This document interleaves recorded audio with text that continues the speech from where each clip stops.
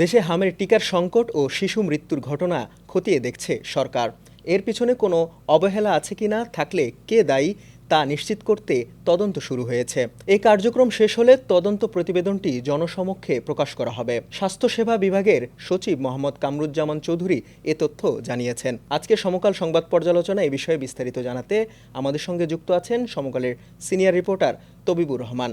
তার কাছ থেকে বিস্তারিত জানবো। তবিবুর রহমান, সমকাল স্টুডিওতে আপনাকে স্বাগত জানাচ্ছি। আপনাকে ধন্যবাদ। আপনার কাছ থেকে একটু জানতে চাই, হামের বর্তমান চিত্রটা কি আসলে?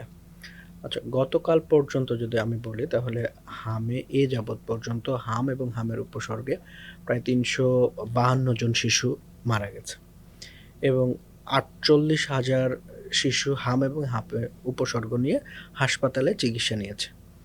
তো এই হলো সার্বিক চিত্র।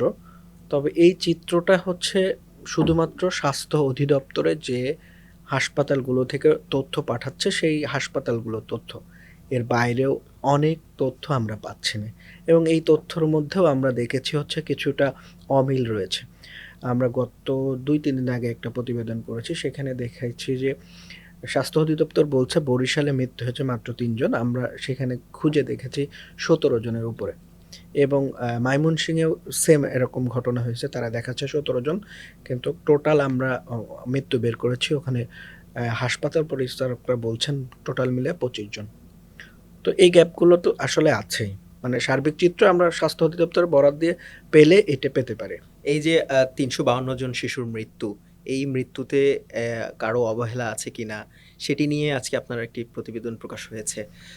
বিস্তারিত একটু জানাবেন। আসলে এই যে দায়ী, কে দায়ী সেই নিয়ে একটি তদন্ত কমিটি করা, এখন কি সেই সময় এগুলি করা, নাকি হাম যেন আরও বিস্তৃত না হয় সেটি ঠেকানো আগে জরুরি সরকারের? আচ্ছা, ২ টা বিষয়ে সময় তাহলে করতে পারে। কারণ এই এত যে শিশু মারা গেল, এই শিশু মারার প্রকৃতির কারণ কি? কেন এত শিশুর মৃত্যু হলো? কারো গাফিলতি আছে কিনা? এটা নিয়ে গতকাল একটা রাউন্ড টেবিল বৈঠকে সচিব কথা বলেছে। রাউন্ড টেবিল বৈঠকটি আয়োজন করে স্বাস্থ্য সাংবাদিকদের সংগঠন বাংলাদেশ হেলথ রিপোর্টার্স ফোরাম। তো সেখানে এসে সে বলছে যে রাষ্ট্রের সর্বোচ্চ ব্যক্তি থেকে নির্দেশনা পেয়ে এই তদন্ত চলমান আছে।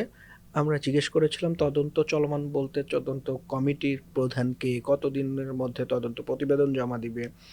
তখন তারা বলছে যে আসলে এই মৃত্যুর দায় হচ্ছে রাষ্ট্রের।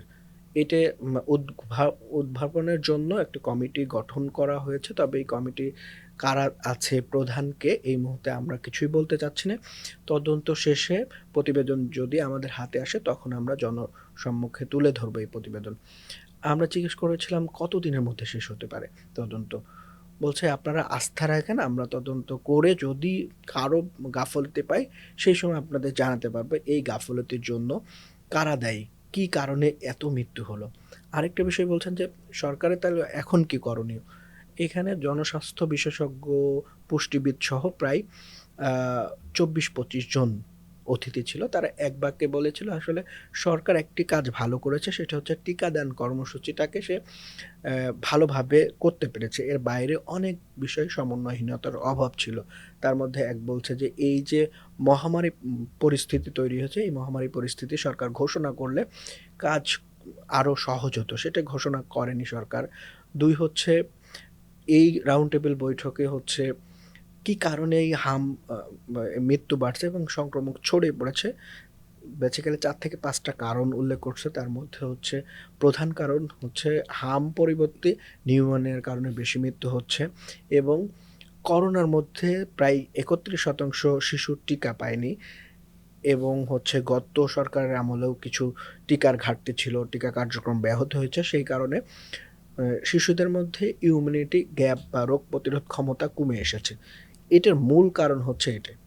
এখন তারা ২ থেকে ৩টা পরামর্শ দিচ্ছে। একটা হচ্ছে ৬ মাস পর্যন্ত বাচ্চাদের একদম শুধুমাত্র বুকের দুধ পালন করার কথা বলছে, পুষ্টিকর খাবার নিশ্চিত করার কথা বলছে, পাশাপাশি সবাইকে হামের টিকা সহ সম্প্রসারিত টিকাদান কর্মসূচি যতগুলো টিকা আছে সেই টিকাগুলো নেওয়ার ব্যবস্থা করছে। সরকার এই পরামর্শগুলো খুবই গুরুত্বের সাথে নিয়েছে। তারা বলছে যে আমরা কী কারণে হাম ছড়িয়ে পড়লো, হামের ধরনে কোনো পরিবর্তন আছে কিনা সেইটা জানার জন্য আমরা জিনোম সিকোয়েন্স করতে দিব এবং মৃত্যুর কারণ পর্যালোচনা করার জন্য ডেথ রিভিউ করার একটা পরিকল্পনা সরকার হাতে নিয়েছে। তো এইগুলো আস্তে, আস্তে হলেও তারা বলছে যে এখনো ১ মাস এই সংক্রমক এবং মৃত্যু দেখতে হবে। তারপরে হয়তো ধারাবাহিকভাবে এই সংক্রমণ কিছুটা কমে আসবে। হ্যাঁ, তবিবুর, আপনার আরেকটি প্রতিবেদন আমরা এর আগেও আলোচনা করেছিলাম, হাম পরীক্ষার কিট, সেটির এখন কি পরিস্থিতি রয়েছে? আমরা এর পরেও যোগাযোগ করেছি। প্রতিবেদন প্রকাশিত হওয়ার পরে সংশ্লিষ্ট সংস্থার পরিচালক বলছে যে, "আমরা খুব দ্রুত সময়ের মধ্যে কিট ব্যবস্থাপনা করব।" আমরা বলেছিলাম, "যদি আপনাদের কাছে কিট এসে পৌঁছায় তাৎক্ষণিকভাবে আমাদের জানালে আমরা এটা নিয়ে আরেকটা প্রতিবেদন করতে পারব।" তারা এখনো পর্যন্ত এ বিষয়ে কোনো কিছু তথ্য জানায়নি, আপডেট। ৪৮,০০০ শিশু এখনো সংক্রমণ আছে। এই যে সংক্রমণ মানে যেই হামের সংক্রমণে রয়েছে, এই রোগের প্রতিরোধের আসলে ঘাটতির অন্যতম কারণ কি বলে মনে করেন? আচ্ছা, জনস্বাস্থ্য বিশেষজ্ঞ মনে করছে যে ইমিউনিটি গ্যাপ বা রোগ প্রতিরোধ ক্ষমতা কমে আসা।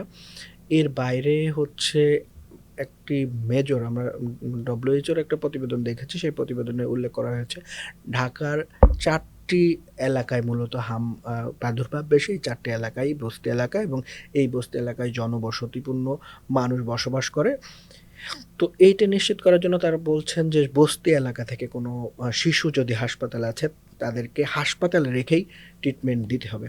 কারণ বস্তির বাইরে যারা শিশু যাদের বাবা-মা আছে বা বাবা-মা ধনী তারা কিন্তু ওই শিশুটাকে একটা আলাদা রুমে রেখে ট্রিটমেন্ট দিতে পারে।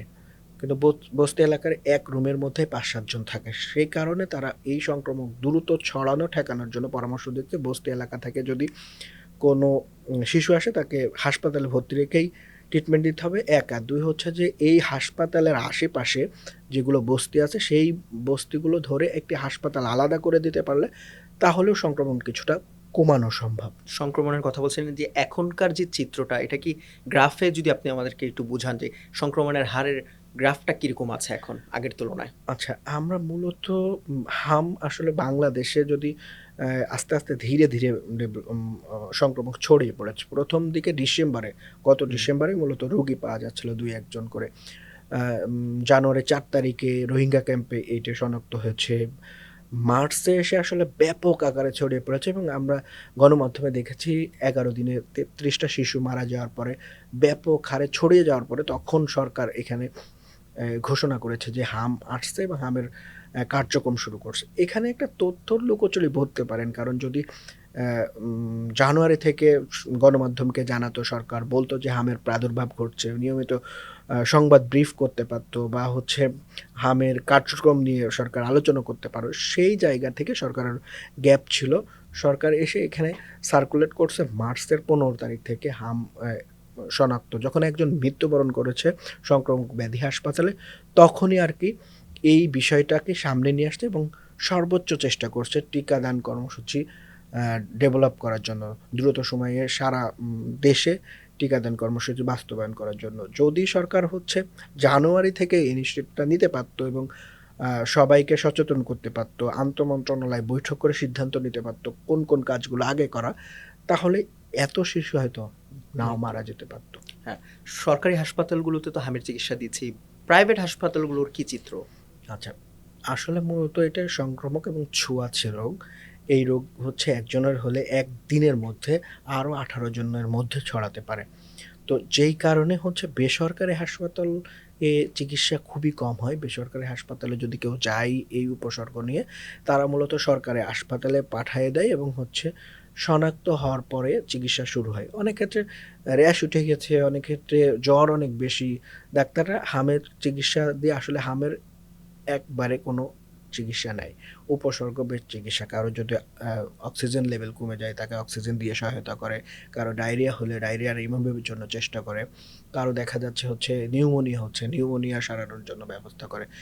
মূলত হচ্ছে উম ১ সপ্তাহ বা ২ সপ্তাহের মধ্যে ভালো হয়ে যায়। অন্য কোনো উপসর্গ না দেখা গেলে বাড়িতেই ট্রিটমেন্ট নেওয়া প্রয়োজন বা ট্রিটমেন্ট নিয়ে সেরে যায়। তবে অন্য কোনো উপসর্গ দেখা দিলে অবশ্যই ডাক্তারের পরামর্শ নিয়ে চিকিৎসা নিতে হবে। এখন পর্যন্ত যে শিশুগুলো মারা গেছে হামের, তাদের মধ্যে কোন উপসর্গগুলো নিয়ে বেশিরভাগ শিশু মারা গেছে, এরকম কোনো তথ্য কি আছে আপনার কাছে? আচ্ছা, আমরা প্রতিবেদনে দেখানোর চেষ্টা করেছি মূলত যতগুলো শিশু মারা গেছে সবচেয়ে প্রধান কারণ হচ্ছে নিউমোনিয়া। হামে আক্রান্ত ২-৩ দিন পরেই এই ভাইরাসটা সরাসরি নিউমোনিয়া তৈরি করতে পারে। আবার কারো নিউমোনিয়ার থেকে এই ভাইরাসটা গ্রো করতে পারে। প্রধান কারণ নিউমোনিয়া, দ্বিতীয় কারণ হচ্ছে অপুষ্টি। তৃতীয় কারণ হচ্ছে টিকাদান কর্মসূচি ঘাটতি। চতুর্থ কারণ হচ্ছে ব্রেস্ট ফিডিং কম হওয়া। আরেকটি বিষয় একটু জানতে চাই, যে সকল শিশুরা মারা গেছে অনেকেই আমরা প্রতিবেদনেও দেখেছি যে অনেক হাসপাতাল ঘুরে তারপরে শেষ সময়ে এসে চিকিৎসা নিচ্ছে। এই বিষয়গুলো নিয়ে কোনো পরামর্শ আছে কিনা আপনার বাবা-মায়ের প্রতি? বি উম আম স্বাস্থ্য অধিদপ্তরের একটা নির্দেশনা ছিল, যদি জটিল কোনো পরিস্থিতি তৈরি না হয়, হুম, এক হাসপাতাল থেকে অন্য হাসপাতালে রেফার করা যাবে না। তবে জটিলতা যেটা হয়, সর্বোচ্চ সচেতনতার অভাবে হুম। রোগীগুলো হচ্ছে ১ম দিকে বাড়িতেই ট্রিটমেন্ট নিতে থাকে এবং একদম লাস্ট পর্যায়ে হাসপাতালে যায়, সেটা হচ্ছে প্রাথমিক আশেপাশের চিকিৎসা কেন্দ্র। তখন সেখান থেকে বলে সেই সময় অক্সিজেন লেভেল কমে যায়। তো উপজেলা লেভেল বা জেলা হাসপাতাল, জেলা সদর হাসপাতালে যাওয়ার পরে তারা বলে যে, "আচ্ছা, এখন তো অক্সিজেন লেভেল কমে গেছে, আমরা এখানে রেখে ট্রিটমেন্ট দিতে পারবো না। কারণ অনেক হাসপাতালে অক্সিজেন ফ্যাসিলিটি নাই।" তো তখন তারা রেফার করে দেয়। রেফার করার পরে ঢাকা মেডিকেলে আসে, কথার কথা। ঢাকা মেডিকেলে বলে যে, "এখানে তো সিট খালি নাই, অন্য কোথাও যান, শিশু হাসপাতালে যান।"